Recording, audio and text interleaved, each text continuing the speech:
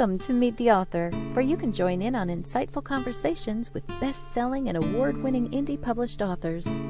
Your hosts today are Rob and Joan, who themselves are indie published authors, book publicists, and paranormal investigators with Tampa Bay Spirits, based in Tampa Bay, Florida. Thanks for dropping by. And now, on with the show. Good evening, I'm Rob. And I'm Joan. And I want you to see our t-shirts. Yes, big shout out to Georgia Dismukes, Siren Song. It's now going to be a movie. We're really excited. And also George's new book, The Jaguar Quest, just came out yesterday, I think. Hello, Patricia. Glad to see you here. And Trish, Patricia and Trish, you both signed in at the same time. It's good to see you. Our audience, as always, is one of the best audiences on radio. As far as I'm concerned, you're intelligent, you're thoughtful, and you're funny. Now, remember, WLFE-DB.com is now on TV on stream. You can find Variety Unlimited, where you'll find us. Paul. Hi, Paul. Paul Hollis is the author of the Hollow Man series. You need to look up his books on Indie Book Source. And Trish says they are pretty awesome as an audience. That is true. They are. Anyway, Variety Unlimited. Hi, James. Welcome back. Good to see you. Right, Paul? They are really cool shirts. They're so cool. Yes.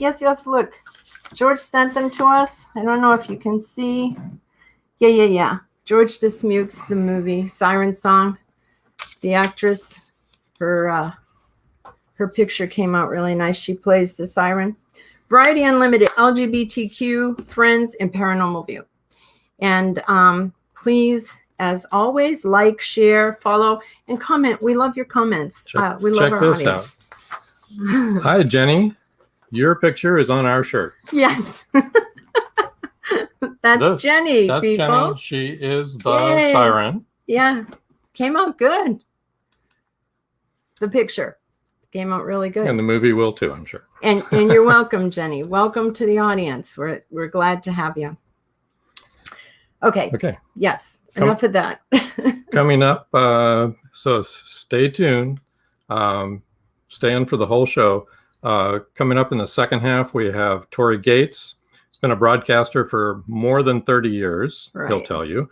And he's the author of 4 young adult books that are good for all ages. Yeah. And now we'd like to introduce, without much further ado, KIERSTEN Hall, who's the author and co-founder of Fox Point Publishing. Let's welcome KIERSTEN. Hi. Hi, KIERSTEN. Hi. All right, I'm on. You can see me? Yeah, we can see you. We can, yes. How are you doing? Good. I'm doing well, thank you. And thank you for having me on today. And I hope my signal stays where it should be working. Yeah, me too. You're in a land far, far away right now. You're coming to us from central Minnesota. Yep, Okay. West Central Minnesota. Pardon me for doing this, but I forgot to put this up. This is the Jaguar Quest book cover. Just wanted to do that really quickly before we get into your books, KIERSTEN. Okay. Sorry about that. Oh, no, you're fine. Like I said, there's too much to remember. We only have so many hands here. Yeah. So. And hello to Trish. Trish says hello. So hi. Yes. She also says she's really anxious to read George's newest book. Yes. All right. So listen, you've had a really busy day. We looked at your schedule. I couldn't believe it. So we're really honored that you would take the time to spend some time with us and our audience. So let's get right to it. Tell us a little bit about yourself, how you got to write books, how you got into publishing, how many authors you have in your publishing house. And you have 3 minutes. No. Oh my gosh. All right. My name is KIERSTEN Hall. I live in Minnesota. I have lived in Minnesota for quite a bit of my life, but eventually I will escape and run away. And there you go. But more on that later. For 15, 16 years of my life, I used to be a professional wedding videographer, and I have done in my lifetime 1,403 weddings. And over that time, I have seen a lot of stuff. So it occurred to me that maybe I should write a book about all the fun things I ever saw, because I knew I was going to get old and I was going to forget. And sure enough, I first wrote the book in 2005. Today is 16 years later. And when I opened the book, I'm like, oh, yeah. Totally forgot that. That's right. I mean, I've seen so many cool things and funny things and all that kind of stuff. So that's actually how I wrote, or I got into it, just because I knew I was going to get old and forget. But yeah, I wrote the book in 2005 and then quickly realized how much work it was. I mean, I knew it was work, but I didn't not how much work it would be. And I had 4 small kids at that time. So I shelved it, and I did potty training and swimming lessons and bike riding and tying shoes and all that good fun stuff. And then in 2014, I kind of reworked it, tightened up a little more, put a new cover on it, and republished it. And so that was that. And I was thinking that was cool. But of course, anyone who can tell you that writes the book, all of a sudden you do one, and then the faucet just starts flowing with ideas. And oh my gosh, it never stops. And so my second book came out in September of 18. Is that right? No, September of 16, Corner Confessions. And this is actually a fiction, nonfiction hybrid. The secrets are real. The secrets and confessions are real. I changed the names, kind of tweaked the stories. We call it fiction. I Can Leave My House. It's pretty cool. So this has got the first 14 in it. And then The Lies We Live came out in November of 2018. That is the second book in this series. And my mom just last night gave me grief. She's like, when are you going to get the third book out? I'm like, I get busy. Oh my gosh. But yeah, I need to finish it up. And first of all, people like to talk about themselves or the things they've done. They appreciate it if there's no accountability. So it takes place in the back corner of a fictional coffee shop, hence Corner Confessions. And it ranges from good feel-good secrets to, oh boy, kind of secrets, and everything in between, all sorts of walks of life and all that kind of thing. So true stories, we change the names, we call it fiction. I Can Leave My House. KIERSTEN. Not get sued. What? KIERSTEN, has anyone confronted you in your neighborhood that is actually in the book? That recognize themselves. Well, here's the thing. I changed their names and we call it fiction. So if they don't say anything and I don't say anything, who's the wise? Who's the wiser? None the wiser. Well, look at but yeah, people said, have though, KIERSTEN. I mean, are you seeing this? What? Can you read what James wrote? Oh, I don't look old enough for that. Well, thank you. That's that angelic window light I've got going on. But that was such a nice compliment. I couldn't let that fly by, know? Well, thank you. Thank you very much. Yeah, it's just the angelic window light I've got coming in here. But anyway, so yeah, I went through 6 weddings. They were all misadventures. If you want to do a sequel. No, I don't shoot weddings anymore. No, I poured everything out of I could think of into that book. But so that was let's see, that was 18 when I did that one. Yes. And about a month before The Lies We Live came out, I all of a sudden the poetic muses got a hold of me. I'm not a poetic person at all, but in 45 minutes, I slammed out Jelly Beans. This is my first children's book, and this really sells very well. People who don't even have kids buy this book, but basically stressing, although people are much like jelly beans, we come in different not flavors, but personalities, sizes, colors, and shapes. We are still ultimately the same in the big candy dish of life. So that is Jelly Beans. And that came out June of 19. And then, let's see, September of 2020, I put out The Blue Frog. And so my second book, and this is about, there are 26 blue frogs in the book that kids. Oh, We're having difficulties. Technical difficulties. Please stand by. Hopefully she'll come back on. She's in a hotel room while she's on the road. So I'll redo her books here for her. There's Jelly Beans. Well, we seem to have lost her. She'll come back here in a second, I'm sure.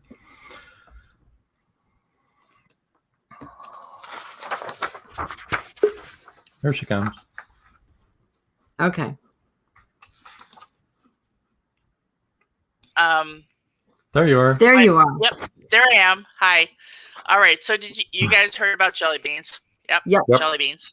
Okay. And the blue frog. We heard about blue frog. Oh, okay. I didn't know where I fell off. And so that was my fifth book. And then my sixth book comes out here the end of June. And so I do both. I do everything. I've got ideas in my head and they just keep going. So. Okay. And what about the publishing? Okay. All right. Right now, my co-publisher is my daughter, who actually has done all of my editing, some of my design work, that kind of thing. And, one of these days when I retire, whatever, this will, whatever, this will be part of her business. But right now, besides myself, I represent 24 authors. They're from all over the United States, and I do every kind of genre. If we don't have it yet, it's probably coming. We have right now 43 open projects at any various stage of being processed, being published. But recently, to give you some ideas, this is Shadow Speak. It's about 420 pages. It's a dark fantasy psychological thriller. It's by Raven Ekman. She hails from Pennsylvania. And then this is The World of Difference. Let's see, book series from Kim Hanzo out of Charlotte, North Carolina. And that is for the 3 to 7-year-olds. Just giving you an idea. Helen Holder, she did 6 books in 2020. She is from Austin, Minnesota. She used to be a first grade teacher for 33 years, so she's got lots of good ideas. Kirsten? Yes. Can we pause for just a second? Oh, sure. Let's get your book giveaway going so that people can see these, and they can also... one more comment. They can also choose what they want. Something for everyone. I love it. That's great, Trish says. From all of your authors that you publish. Okay, so here's, everyone's been waiting for the book giveaway, but here is the book giveaway tonight.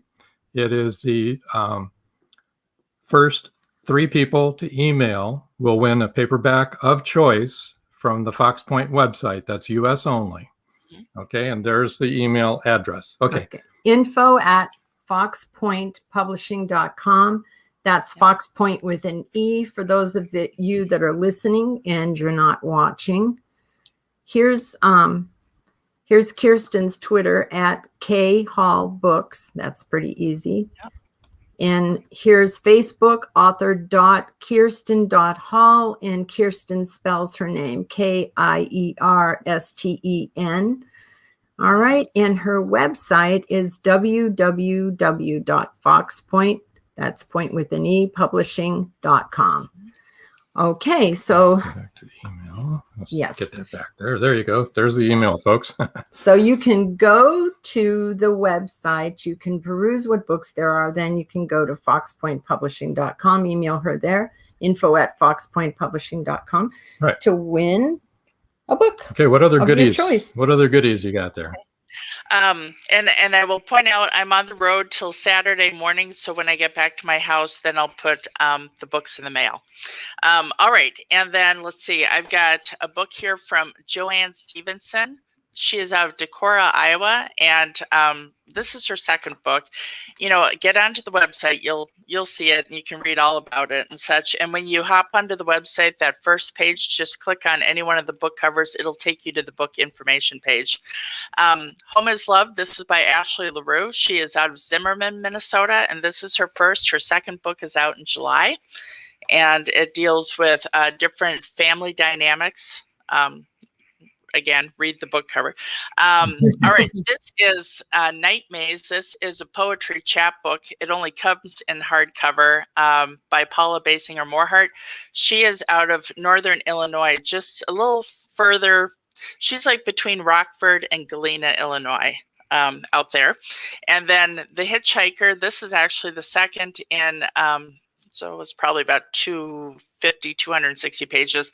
The second of the Thad Wheeler detective series. It's a cozy mystery 4-book series. We have historical fantasy, nonfiction, World War I books that just came out recently. We have a lot of stuff. Look at the website, you'll see it. And yeah, I could go on for days. But yeah, Carmen Tribbett was our first author. Back when I was putting together Jelly Beans, she had seen the success I was having with my first 3 books. She chased me around Austin, Minnesota, where I live, and she's like, you have to help me get this book out. I'm like, okay, fine. Oh my gosh, she's not off my phone. So that's her claim to fame, besides her 4 Monster Dog books, and she's working on 2 other books right now. But when I first met Carmen, she was 87 years old. And we put out her first book in October of 19, republished another book she had in January of 20, had her 3rd book published on her birthday in March of 2020 when she turned 88. We did her 4th book November of 2020, and she'll have a 5th book coming out by the end of this year. And her 6th book, so the first 5 are children related, and then her 6th book is a caretaker manual for Alzheimer's disease. Her husband had Alzheimer's, so she's doing a nonfiction caretaker, what to expect kind of thing. Wow. And then from Carmen did a presentation at the local senior citizen center, and that's where Helen came from. And so just word of mouth. And I've had friends who've thought about writing and whatever, or people have seen us through Facebook or Twitter. And so, yeah, we get a lot of people that come in. I will tell you, I'm not the person that makes the manuscript decisions. That's pretty much the entire editing department, because, you're going to work with them a lot more than you will with me, or at least to begin with.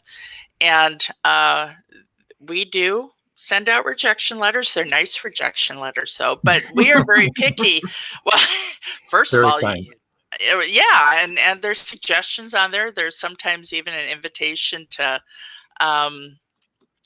resubmit if you've worked on your manuscript and whatever. But yeah, and in answer to whoever just asked about Carmen's age, yeah, she turned 89 this past March, and she's still going. She's just a spitfire. She's a firecracker. I mean, you would never know she was 89. Yeah. And she started when she was 87. That is such an amazing and inspiring story. It is. It means it's never too late. Oh no, James says better late than never. You got it. That's right. And she does very well. She lives kind of a rock star status in Austin. So Carmen Tribbett, yeah. There you go. And let's see. So yeah, we take very few of the many manuscripts that we get, and we work with them from start to finish. I am kind of an all-inclusive kind of person, because my view on it is you don't go out and do anything, not 2,000% if you're going to put it out in the world. So I make sure that my authors are taken care of, and we get the sales done, and I create their brand. I'm the sales and PR person, hence why I'm sitting in a hotel room in northern Minnesota. But is it true that your son went with you on this trip that you're on, and you had so many books that you had to strap him to the roof rack on the car? I'm surprised we weren't like driving like this up against the window. Oh my God, I can't. Yeah. And I always would tease my kids, if you don't behave, I'm going to stick you up on the roof rack. Just keep your mouth shut so the bugs don't come in. There you go. And, George says, didn't Grandma Moses start painting in her 90s? I don't remember, George, but she was old. I wasn't there. She was old when and look at what she did. You're right. Yeah. Yep. Yeah. And good for you that you gave her a shot. Yeah. And no good kidding. for her that she chased you down until you would give her a shot. Yeah, she did.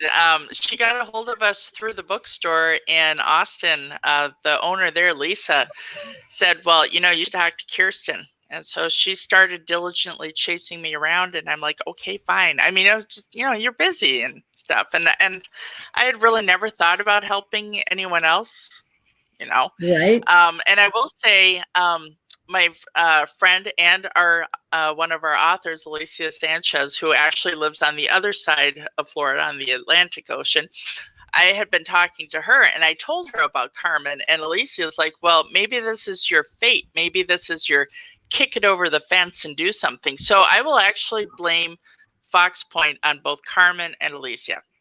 Those are the two instigators right there. Good for them. So, yeah, it's good to have good friends. Yes, and we can testify to the fact that you really go all out for your authors when we just looked at what your schedule was today. Oh my goodness. And then you took time to sit down here with us. We're really appreciative of that. You've had a very busy day. Mm-hmm. Well, it keeps me out of trouble, Or it gets you into trouble, one of the two. Yeah. And then I write a book. It's great. No, yeah. That's right. Yes. So that's basically what I do. We're all inclusive, and I create the brands, and I get people out into doing presentations and meet and greets. And I can't tell you how excited I am that 2021 and vaccinations have rolled around. Yay. Yes. Yay. Because all of our authors that came in on 2020, they're like, and I'm like, I'm your publicist, and I swear I can do a really good job. The world just has to be open. And so, I mean, it was 2 weeks ago, one of our authors, Regina Noel Downing, she's out of Decorah as well. In one afternoon, like 3 hours, I booked her 7 gigs for the month of July. Wow. Yeah, I mean, I have the network. I know the people. I'll turn a cold lead into a hot lead. The authors just have to call with their calendar and figure stuff out. And I'll get people out there. But I am so happy we have a vaccine. I can't tell you how happy I am about that. So just looked it up. Grandma Moses began when she was 78, George says. Mm-hmm. Yep. So, I mean, come on, there's hope for all of us. Yeah. Well, yeah, the moral of the story is, I think, if you've got a story, get it out there. It doesn't matter if you're 10 or 80, or 90, well, go ahead and get it out there, Well, what I was going to say is I saw something on Facebook, because clearly everything on Facebook is true, right? But anyway, absolutely. You can take it to the bank. Exactly. But if it's true, apparently a library or whatever in Sweden or something, you can rent 30 minutes or an hour's worth of time with someone and get to know someone rather than a book. You rent the time with the person and just have a conversation and ask them about their life or whatever the case may be. So in that vein, if you think, oh, no one would ever be interested in my life, or no one would be ever, no, there are people who would find it probably really fascinating. Yeah. I mean, so put a book out there. Why not? Well, Trish says, I know I need to write, but I just finished a YouTube video, so I've accomplished something creative this month. Very good. Oh, she's also said she saw that sitting down and learning a story with a person. So brilliant. I would love to do that. The libraries are pretty cool. Mm-hmm. All of our libraries shut down tight, in 2020.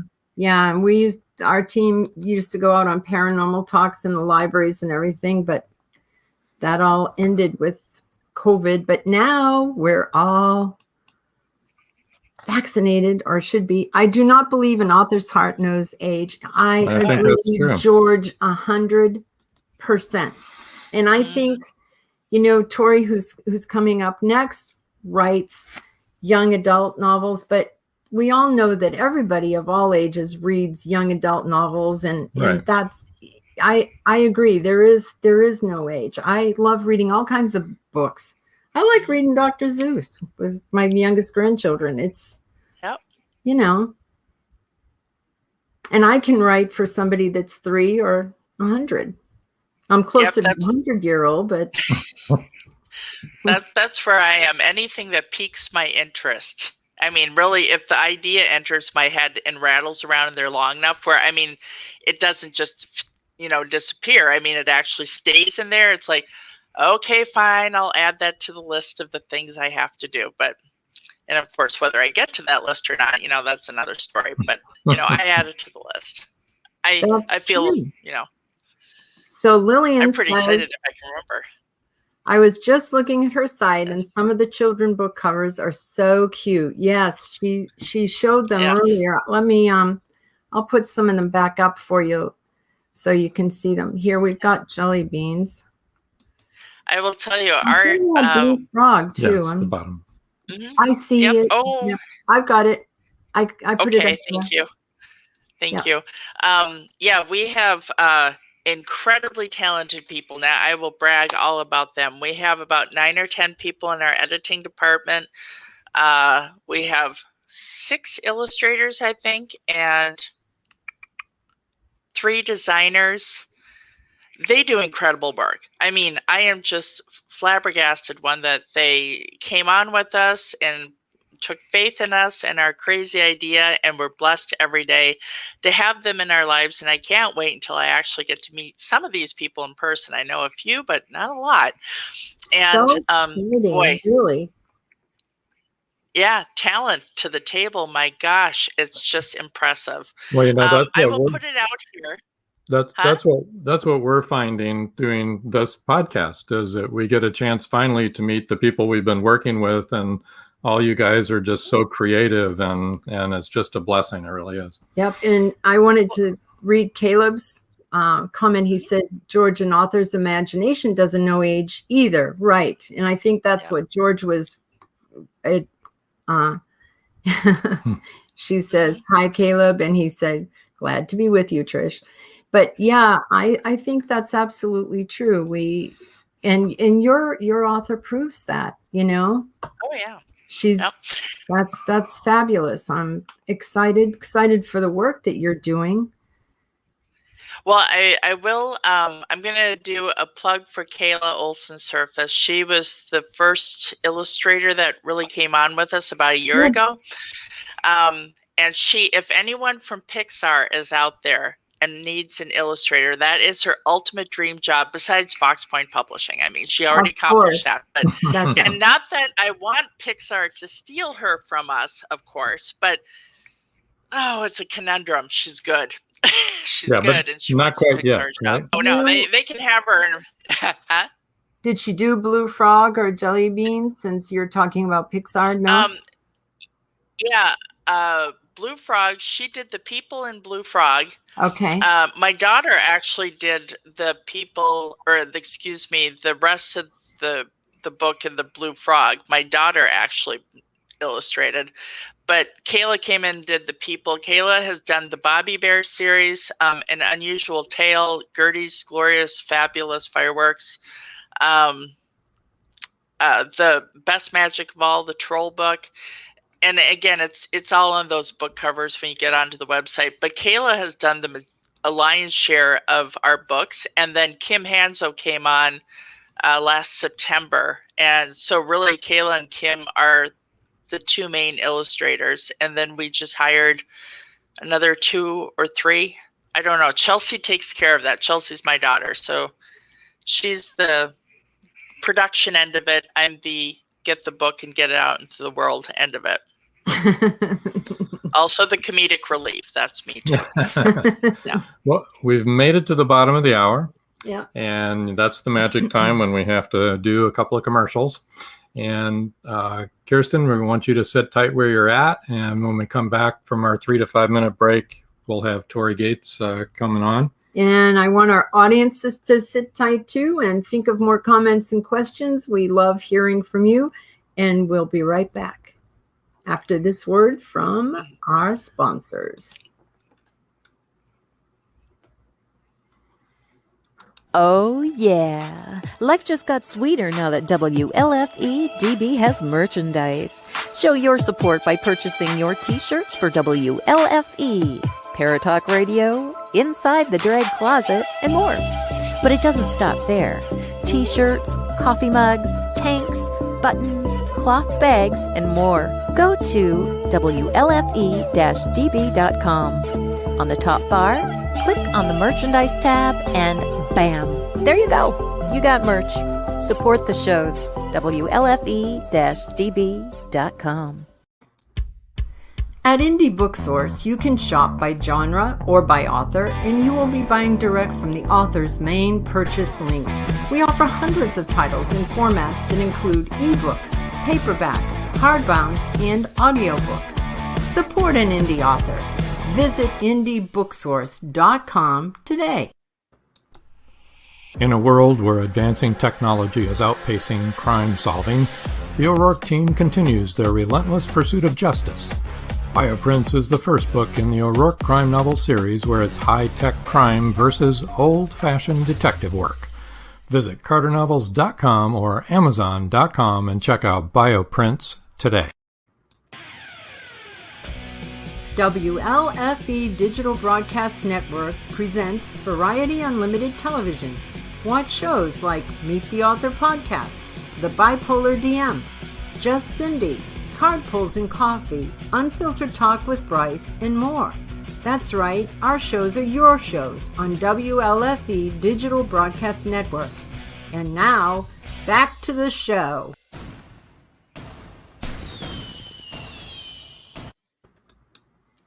Hi, Tori. Hi, Tori. Welcome. Thanks for having me. Appreciate it. Oh, we appreciate you being on. How are you doing? I'm doing fine. Appreciate it. Thanks. It's middle of the week, but we've made it. Yeah. Looks like you've got a cat there. Oh, yes. This is my assistant, Baldric. Oh, Baldric. yeah. Can you Trish see him? Pipkins has been waiting for Baldric. She's the owner of Katerina. Yeah. He's Well, a beauty. Baldric shows up quite often in things, so he's kind of cool. He's a big help. There you go. Trish says, I see a lovely black kitty. Yes. Yeah. So, Tori, you've been a broadcaster for 30 plus years. Tell us a little bit about that. Well, the short story for my life, I would like to think you could get it on the back of a postcard because I grew up in Vermont. That's where I was born. I was born in the northwest part of the state, up in ski country. I grew up on a farm, and I got involved in broadcasting when I went to college. I'd always been interested in it from a listener standpoint, and I really didn't think I was going to be involved in it, but I got to go to college in Maine, and I got to go to a small college with a communications program that needed people, gave us some hands-on, and I very quickly just started finding jobs. And so I've spent most of my career in New England. I've lived in Pennsylvania for the last 21 years. I live in Harrisburg now. I've had 37 years in the business, still going in it. I've done a little bit of everything. Currently, this is how it is. I work for the Radio Pennsylvania Network, which is a statewide news network. We do news, sports, public affairs content. I work for a couple of other stations to the east of here in Lebanon County. I work for the Harrisburg Senators as a producer of their radio broadcasts, some of their games. I host an online music program for a station. It's called Radio Airwave Station. It's based in England. And yes, I write. So Not to Which mention is writing. why you're on this show, because you write. And yes, you can find him on Indie Book Source also. So tell us how you got in. Oh, no. No. Oh, okay. Never mind. Tell us how you got I'd like into. to find him on there. Tell us how you got into writing. Well, I've been writing all my life. I've been telling stories, other people's or my own, for a number of years, and it was just something that I did. My attempts at writing long form never really went anywhere in high school or in college. I just didn't have much of an understanding in terms of the work that needed to go into it, and I never really thought a lot of it through. I was better at writing short things. In radio, in broadcasting, you're writing commercial copy, news copy, all kinds of things. So I was good at that. I was also a songwriter, and I was in a band for a few years, and the short thing was always easy. I got a chance to try a science fiction novel in the early 90s, and I got really obsessed by it, and I can't tell you how many times I typed the story out, and it just really never went anywhere because it was one of those things where I had a good friend read the first part of it, and he said, this would be a good Star Trek episode. And it was like, it took me a while to sort of figure out, okay, fan fiction, this isn't original enough.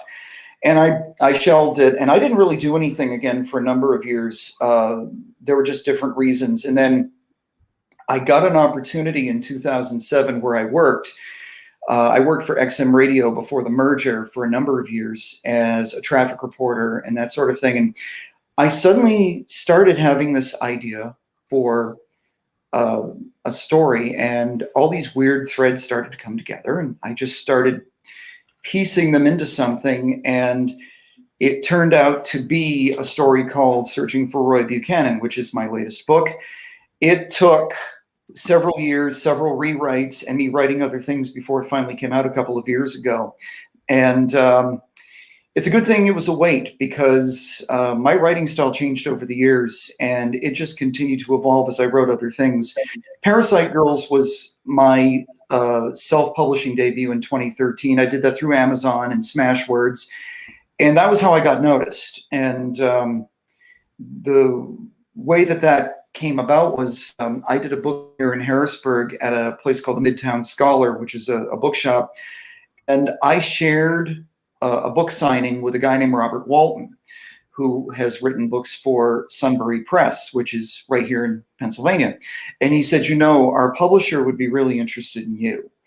And so I emailed him, and a few months later, we kind of chatted back and forth. And they said to me, if you've got something that you really think is good, send it, and we'll look at it. And I chose a book called A Moment in the Sun, which was a very unusual book for me. It was a very dark sort of young adult type of thing.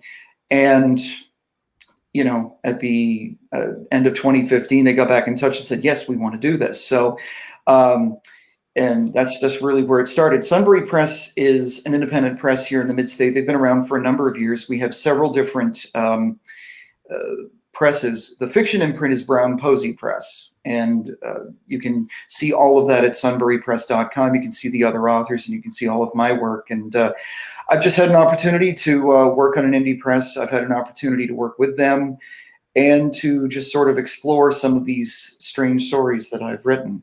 So, and it's been a long trip, but it's been a lot of work, but I've enjoyed it. I've enjoyed every minute of it, and I've got more to bring out. Okay.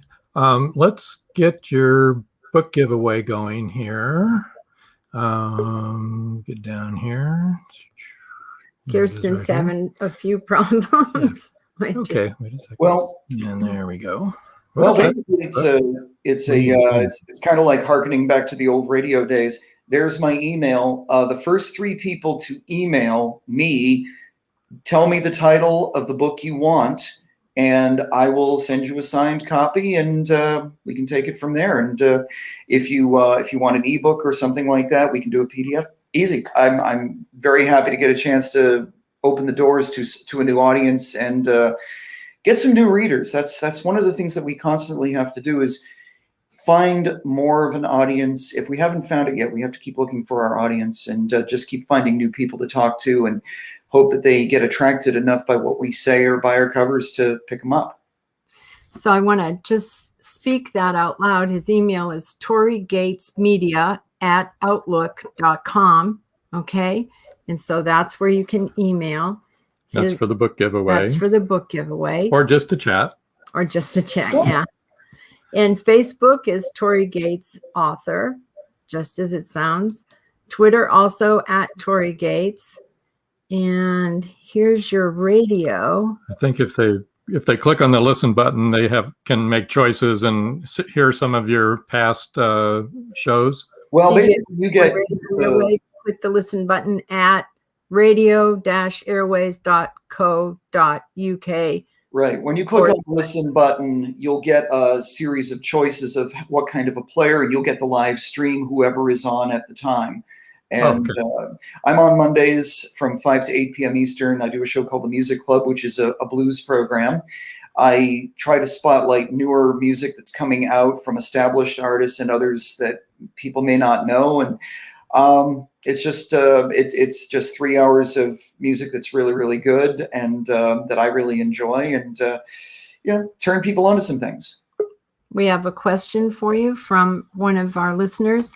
So what clicked for you? I'm having trouble finding which story is the one I should write. I've started a few and then just stopped. That's a good question. I would just say, and for each one of us, it's completely different. I would say if you have one out of all of the others that just feels like this one hits you emotionally and hits you strongly, and you have an idea of, if you have an idea of how it's going to go, if you have like a beginning and an end, or even just a good beginning where you know that if you're going to keep at it, just get to it and take that one that really makes the most sense and resonates the most with you. This isn't an II thing, but we have the 4 books that are published. I will also say that the sequel to Searching for Roy Buchanan, Call It Love, is going to be coming out a little bit later this year. And that is a series that has really taken on a life of its own. The main thing I say is keep writing. I probably have about 20 unpublished works, some of which do still need some work, but I have kept an eye on them over the years, and I'm continually coming up with new things. My style is a little bit different, and this is something people ask me all the time, is how do you do this? How do you see it all the way through? And for each person, it's different, but what I do is I will not write anything for sometimes months or even a couple of years. I'll have an idea cooking in my head, and I'll just let it cook.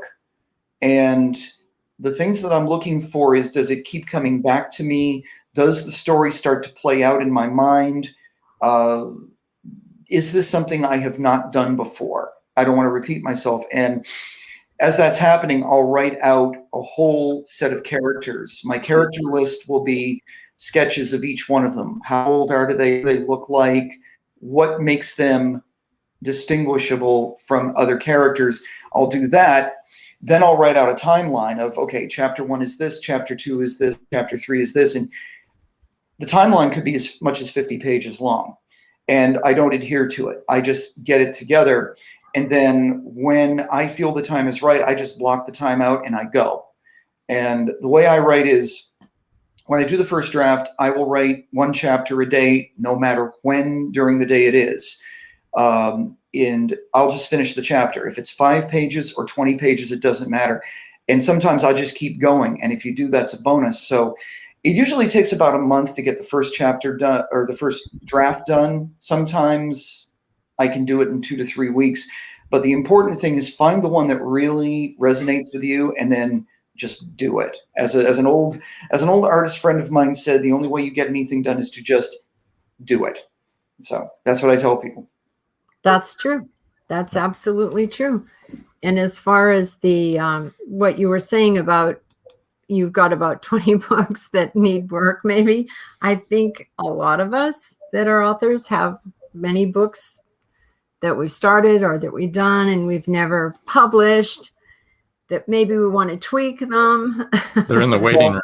They're in the waiting room, yes. Well, that's it. And the thing, too, is with some, with my press, we have quite a few authors. We have a ton of new books each year. So it's the matter of getting it done, working with your editor, getting your cover artist together, and just keep doing.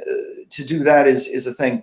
I'd love to do a book a year if I could, but it's one of those things where it's what is your publisher going to go with? How far along of the series are we going to go? What other projects do they have? Then there's your cover artist. How is that person? I will say this. I will shout out to Mitch Bentley. He is the gentleman who does all of my covers. Mitch is brilliant. He's one of the coolest guys, and he is nationally known. He's been around a long time, and I was just very fortunate to have a friend that knew him. And he just delivers really cool covers every time. And that's another thing. a cover really does make the book. It may not be fair to judge it by the cover, but you need a good if you don't have one, you are nowhere. And I've seen friends of mine get hurt by, I'm sorry, rotten covers. So Trish says, thank you so much. I greatly appreciate your answer. It's truly helpful. You're welcome. And let me see. So did he do this cover? Well, oh yes, he's done all of them. He's done all of them. All of them. Okay. All right. Moment in the Sun and Live from the Cafe. Live from the Cafe, and one more Parasite Garden. No, not that one. Yeah. Oh yeah. Wait a minute. We have one more here. This one. Yeah. That we started with.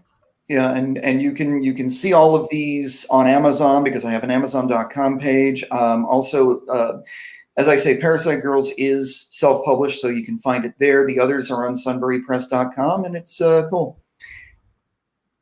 Trish says, you need eye candy. It's the world we live in. A good cover is important. Well, it also says something about your book, too. There's something you want to convey, that you want to tell people about your book. Yeah, and it's sometimes it's just finding the right scene or finding the right look. And I don't always have it. Because Parasite Girls is a great example. Our mutual friend, Alice Pottiger, was the one who read the book, and we were discussing, what is this cover going to be? This is one scene. This is literally one scene in the midst of the book involving one of the side characters. And it is a character who suffers from bipolar disorder, and this woman, Sora, is just having a mad painting thing. This is her way of creating, and she is just banging out this painting in one night. And she said, that's got to be the scene. And it certainly was compelling. It got me kicked off a television program because they didn't like the cover. Oh. And we don't either. So good night, Tori. Just kidding. No, it's a great I've cover. only put it up 3 times. So yeah. But they do work. They do work. That side character, that it's interesting how sometimes your side characters become really important to you and to the reader and to the book cover. Live from the Cafe is a brilliant concept and not quite like anything I've ever read before. That's what Caleb says, yeah. That's high praise, Caleb. Well, Caleb gave me a shout out earlier today, and I appreciate it. Thank you for that.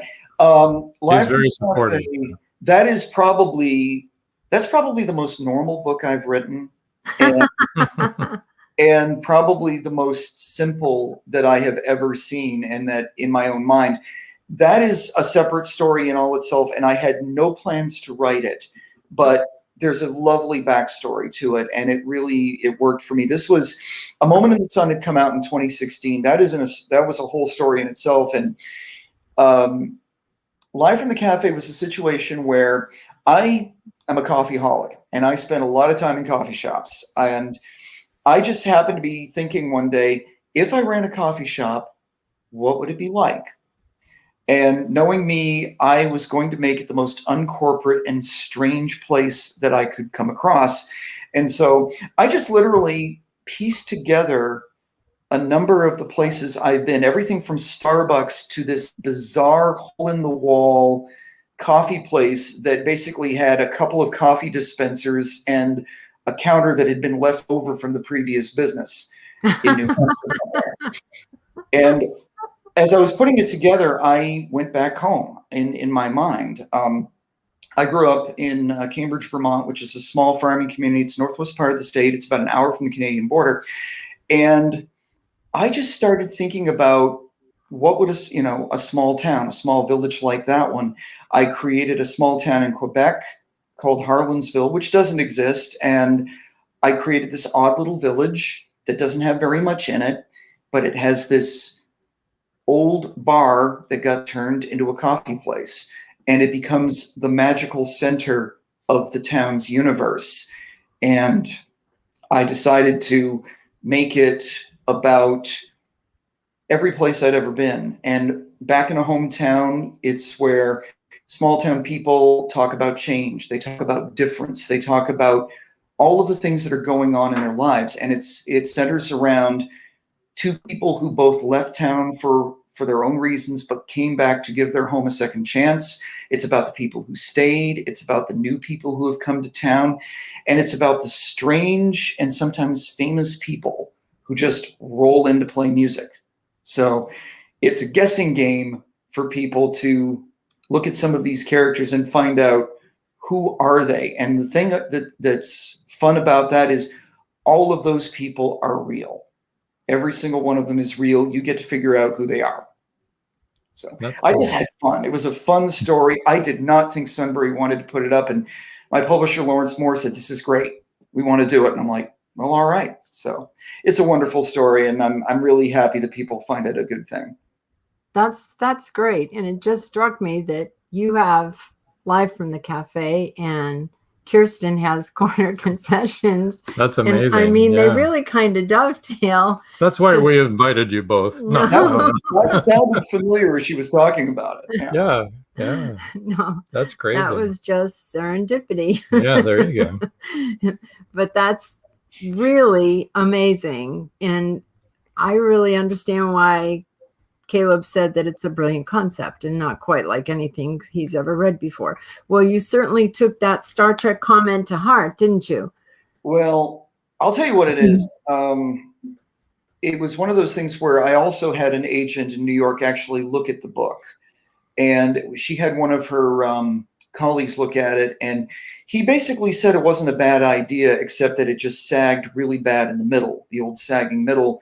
And my agent really just said to me, look, it's a good idea, but it's one of those ideas that needs a lot of work. You may want to rethink it, or you may just want to look someplace else. And I just put it aside because real life got in the way. And I just kind of didn't really think. And as I got older, I thought, you know what? This isn't it. This was a good exercise. This was a good lesson.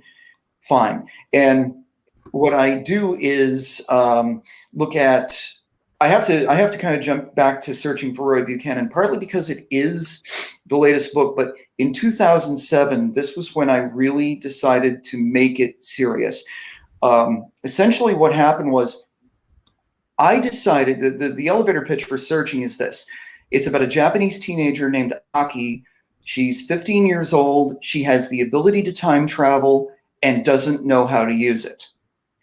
And she and two brothers who are pictured here they have a chance meeting with this weird retired blues musician who mentors one of her brothers and sort of serves as a mentor to Aki. And as she is trying to test her power, they start having these misadventures back in time. They meet legends of the blues. They meet people that died before anyone knew who they were, people who were never known. And as they are learning about the music, each one of them is getting touched by it. Aki's understanding her powers a little bit better, and it's the power of music. And Searching for Roy Buchanan was a title. It just stuck as a title. I had a lot of respect for Roy Buchanan as a guitarist and a musician, but I wasn't a huge fan of him. Why his name popped up, I have no idea.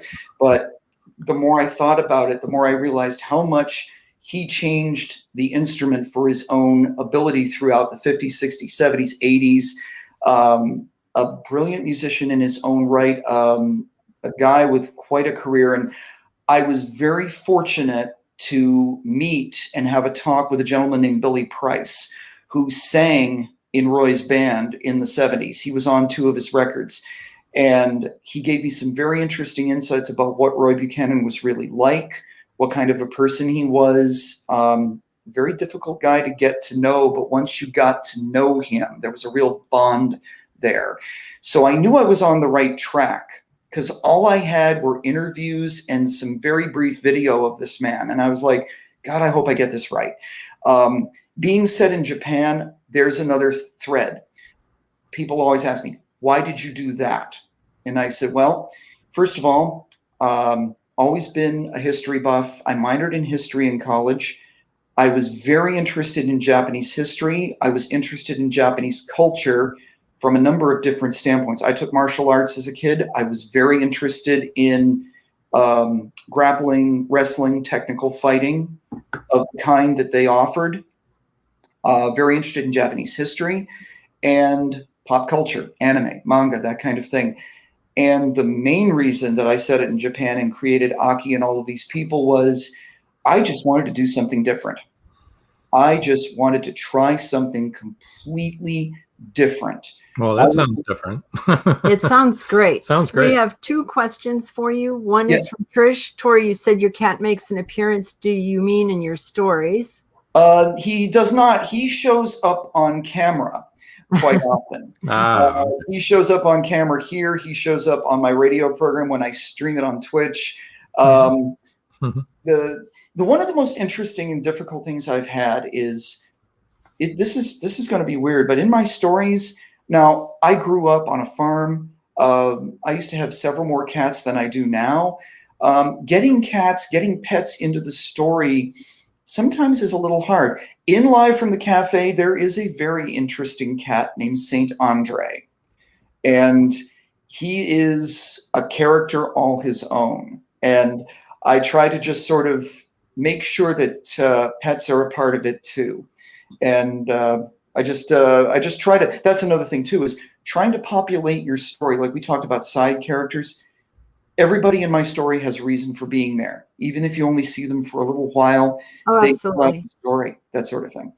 Okay, so George says, a miniature, okay, Naha, I'm assuming it's the Spanish pronunciation, George, but forgive me if it's supposed to be Naja, who is a Black Panther.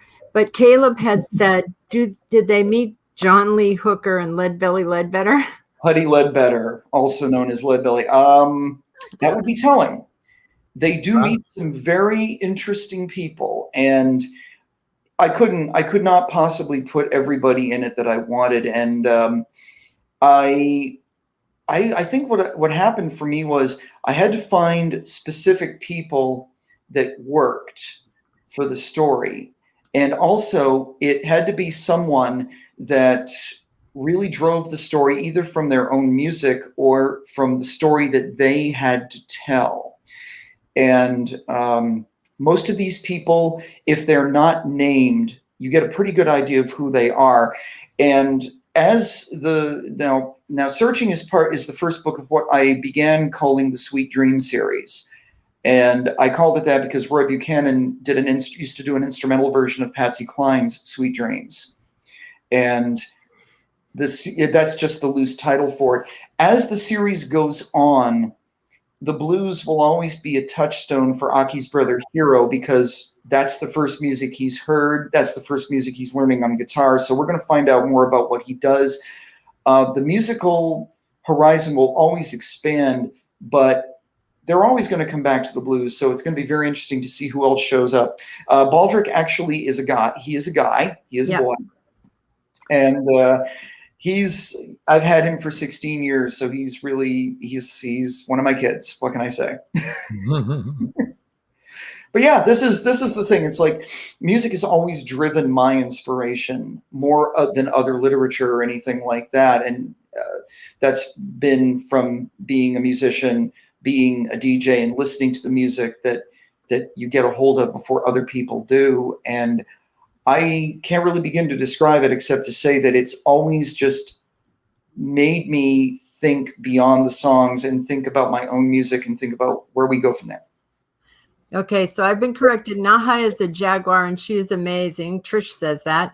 And George also said, and I'm sorry, George, Naha, yeah. Not a panther, a jaguar. And I'm sorry, you got to attribute that to my age. You're lucky I remembered the name of a big cat.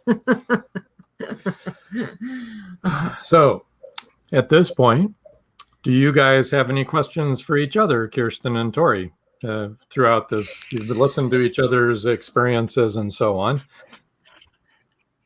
I would be interested. Well, I did. Now, first of all, can you hear me?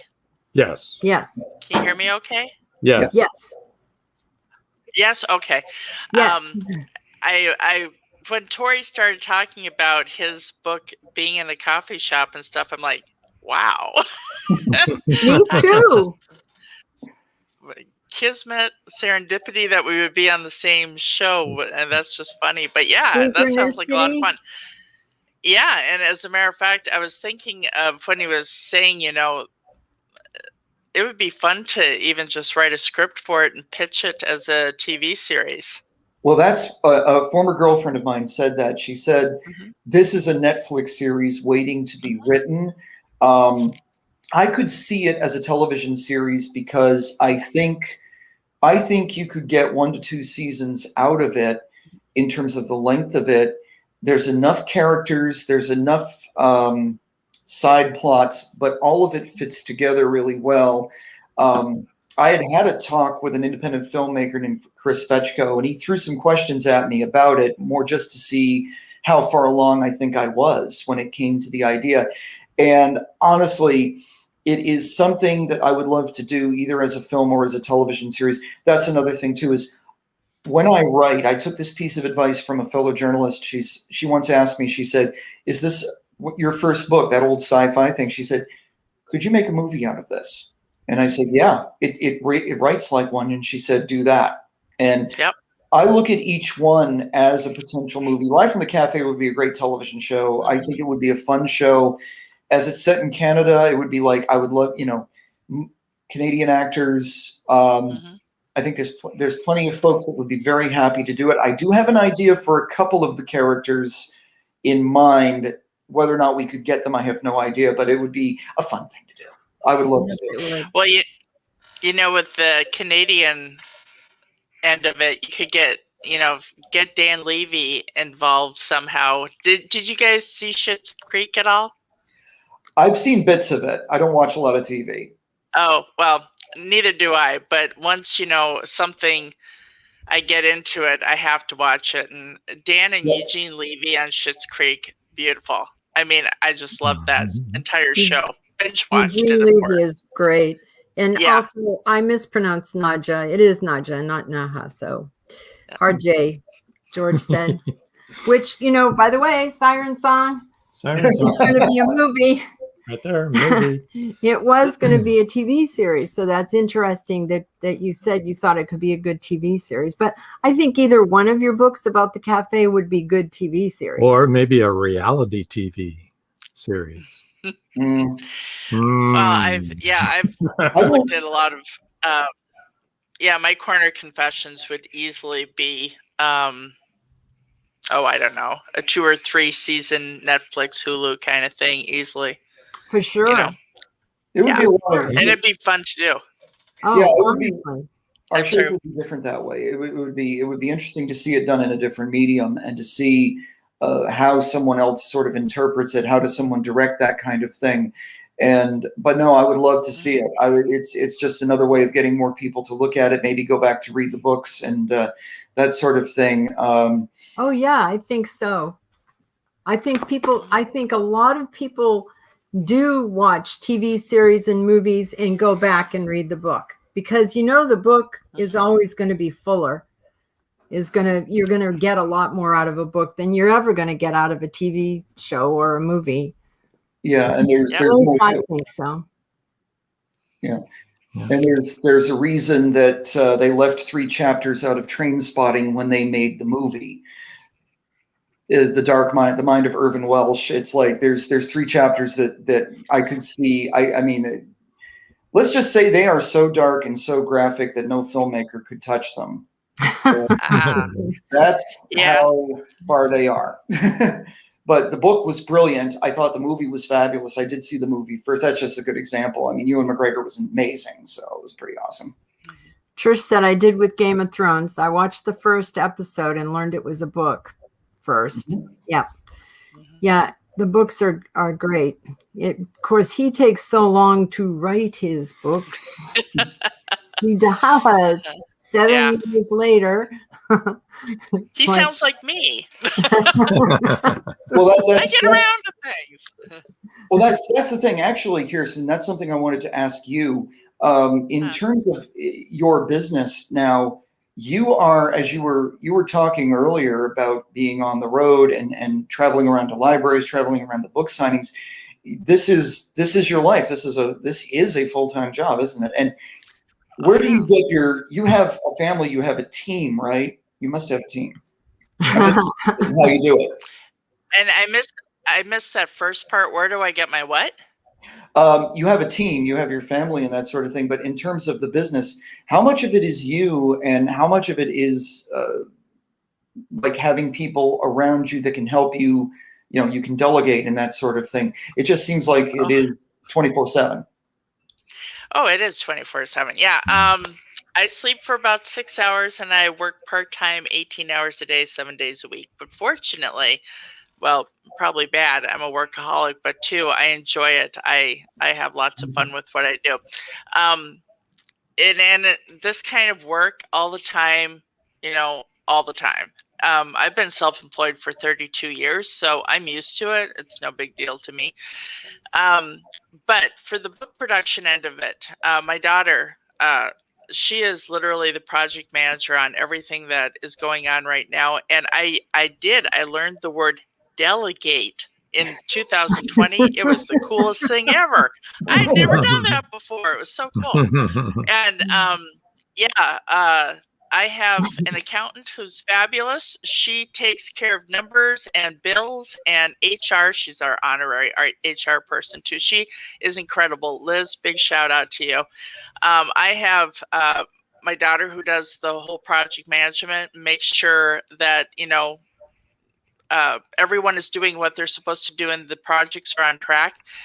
I'm really only sales, PR, marketing, sales. I do the legal stuff, and I'm the one that if you have a question that doesn't really fit into any category, the weird oddball question, you might as well go ask Kiersten. She'll make something up that will answer that.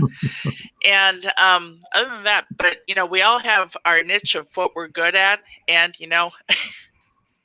I never thought I'd ever be good at sales. That's for sure. I was such a wallflower when I was growing up, but then 32 years ago, I became self-employed. So I figured, if I wanted to eat and pay my bills, I better talk to someone. And that's actually, so I just jumped in the deep end and did that.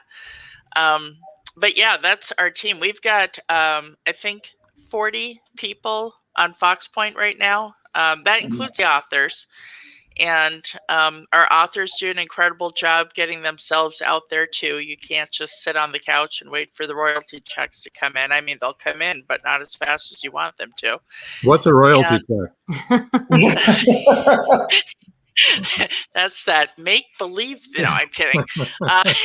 No, our authors do get royalties, that's for sure. And I think now with 2021 and the world opening up more, I think they're going to be pleasantly surprised at how well that can actually happen. Hallelujah. With having events. I mean, that's just the biggest thing. Getting in front of people, getting Absolutely. to visit with your readers and know your readers. That's huge.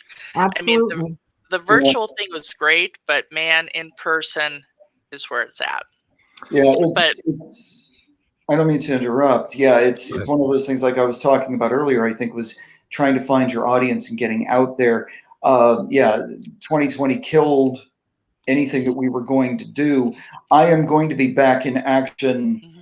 Well, it's not until October that I have it. I'm going to be doing Sci-Fi Valley Con for the second time in Altoona, Pennsylvania, which is one of the most fun events to do. And it's not just for authors, it's for costume makers, cosplayers, if you're a fan of any kind of pop culture, it's a great place. I made a lot of really good friends there, met some really cool people. And those are the most fun, when you can go somewhere and it's like you have the opportunity to meet people, and you also learn how to read a room. You also learn how to read a person. The thing that I have learned through my own experience was you really have to kind of go by yourself, and you have to do the work. You have to set up your tables. You have to set up your gear. You have to set up your space, because if somebody else is doing it on your label, you're going to be fighting with your own people for something, and there's no point in doing it. It's yes, you're competing with the people around you, but a lot of those places, people come in for certain things. They're probably not coming in for you. They're probably coming in to see someone or that kind of thing. But if you get the chance to make contact, then you can really learn how to talk to people. Are Absolutely. they interested? Are they not? And then Absolutely.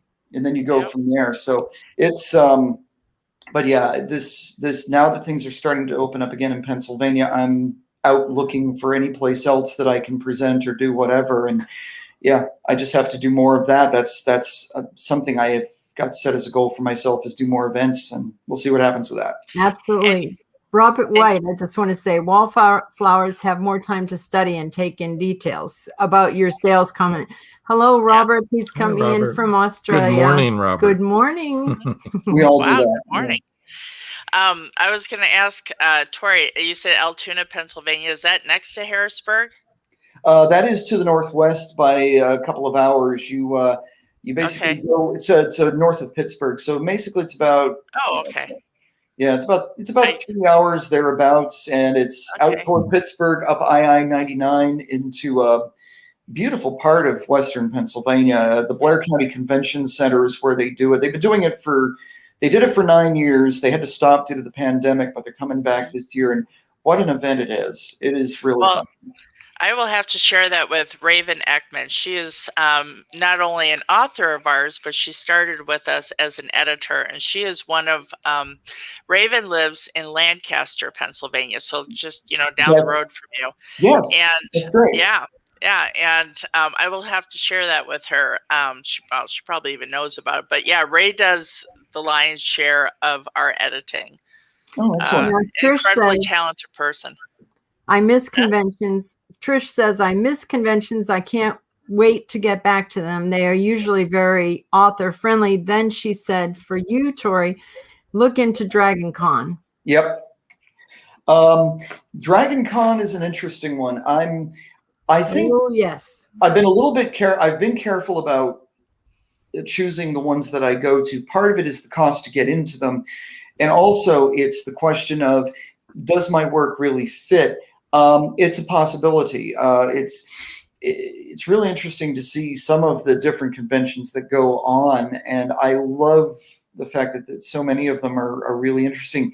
There is one for pulp fiction, particularly. It's called Pulp Fest, which is in Pittsburgh every year, and I looked at it and I thought that might be something down the road to try out, because my covers, I don't really write pulp fiction. I don't really write film noir or anything like that, but the covers kind of fit in that vein. So maybe that's something I do. And I just have to, I just choose as I go. And anything new that pops up, there is a new book festival that's going to be coming to Pittsburgh next year.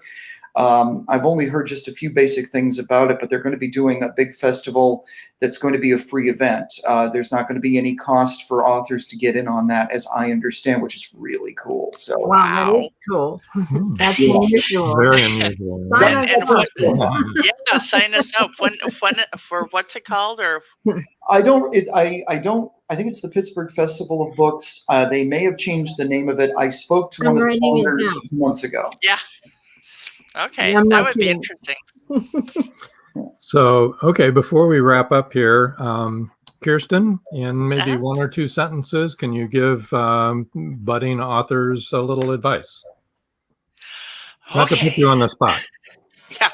Well, one or two sentences. We don't have long. All right, one sentence. When people are going to tell you from all walks of life, your parents, everyone who's important in your life, they're going to say, you can't do it, move on.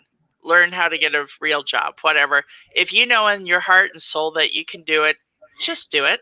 Do it, because it'll drive you nuts if you can't live your life according to what everyone else tells you that you can or cannot do. Just whatever. Okay. Write your darn book. Cool. Perfect. Tori, ask you the same question. One or two sentences now. Short one. Along similar lines, the important thing is this, is if you really, really want to do something that badly, it is one of those things where you just need to take the time to do it. You need to make the time to do it for yourself. It can be hard if you're juggling work, juggling a family, that sort of thing. But You need to make the time for yourself. And if you are feeling the emotional investment in something, then you will do it. And this is the thing. I can't tell you how many people have come up to me and said, oh, I've got this great idea for a book. I want to write this book. And I'll say to them, okay, tell me about it. What's it about? And they'll say, well, it's about this, this, and this. And I'm like, okay, that's cool. How far along are you? And they're like, well, I haven't really started writing. I'm like, and I just say, do it. You're going to spend the rest of your life going, what if? What might have been? Right. Don't. It is better to write it, even if it stinks. You have done it. And then that's what editing is for. You go back and do it. Just go forward with it, have fun with it, and enjoy it. Don't think about trying to get on the New York Times bestseller list. Don't think about a Pulitzer. Don't think about getting signed to a big publisher. Write something. When you're writing it, write the thing that means the most to you and make it something that interests you personally. And when you're done with it, it's one of those things that you have to be able to say to yourself, this interested me personally. I got invested in this emotionally, and I'm proud of this. Even if it doesn't sell a lot of copies, as long as you are proud of what you wrote, that is going to find its audience. It's going to find it. You may be dead by the time they find it, the audience is found, or you might have left to go to your next life or whatever, but at least you did it. At least you did it, and you'll know instinctively that your voice was found and it found its audience. That's all. That's just what I say to people. Perfect. Yep. Okay. Well, Tori, thank you very much for joining us. Thank you. We appreciate your time, and everyone here appreciates it too. I know. So I'm going to drop you backstage now. We'll see you in a minute. We'll see you in a few minutes. Same and with you, Kiersten, thank you so much. We appreciate you too. And get some rest tonight, or try to, before your next endeavor there. But we'll see you backstage. We'll see you backstage, okay? All right. And I just want to thank our audience again. Great participation.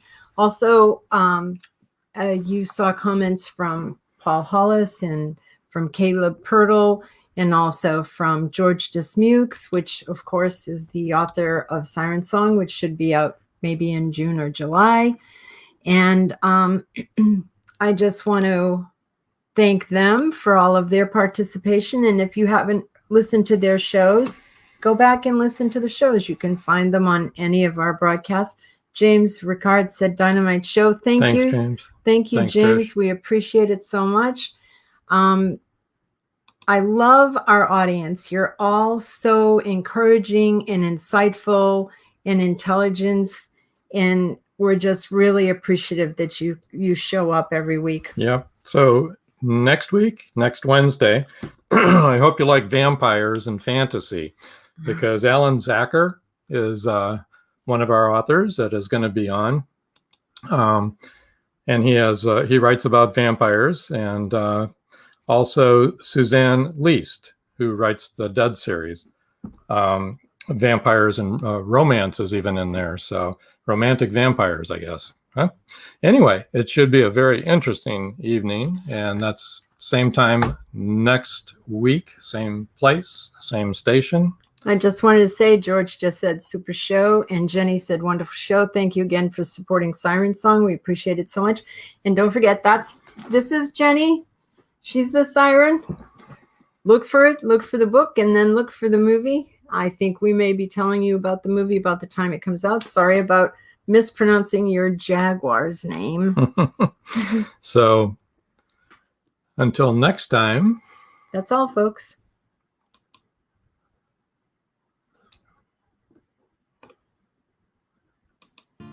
Thank you for joining us here on Meet the Author. Make sure you stay up to date with our show by clicking like, follow, and share. And you can find us on Spotify, iTunes, and more. See you next time on WLFE-DB.com.